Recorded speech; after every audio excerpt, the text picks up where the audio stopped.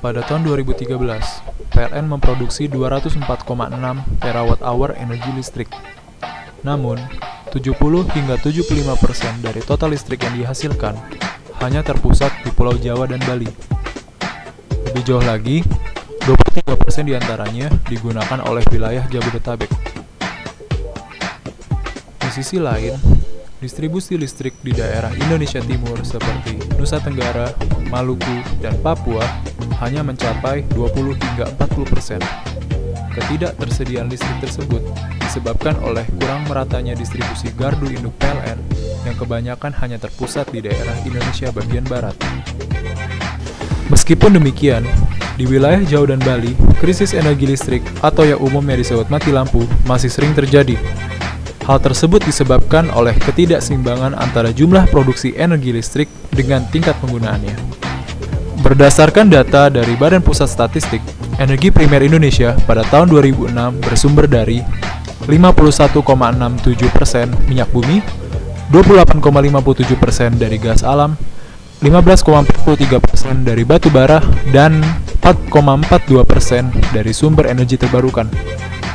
Penyimpanan minyak bumi dunia yang terus meningkat berbanding terbalik dengan ketersediaannya yang semakin menipis.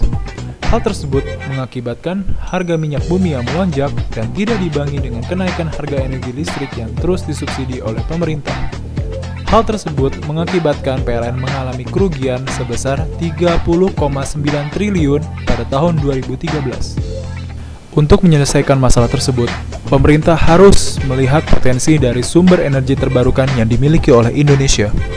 Sebagai contoh, Indonesia menyimpan potensi sebagai penghasil energi panas bumi terbesar di dunia bersama dengan Islandia sebanyak 30 hingga 40%. Namun faktanya, hingga saat ini baru sekitar 3% yang telah dimanfaatkan.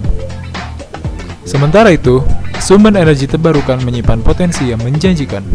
Dari energi solar, terdapat potensi sebesar 1.200 GW, dari tenaga air sebesar 75.000 MW, dan dari tenaga angin terdapat potensi sebesar 9.300 MW.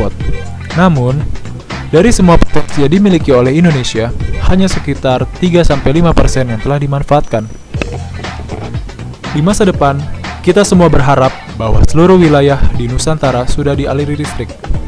Kita juga berharap Kementerian Energi dan Sumber Daya Mineral bisa lebih mengutamakan pemberdayaan sumber energi terbarukan untuk mengatasi krisis energi listrik yang masih terjadi hingga sekarang.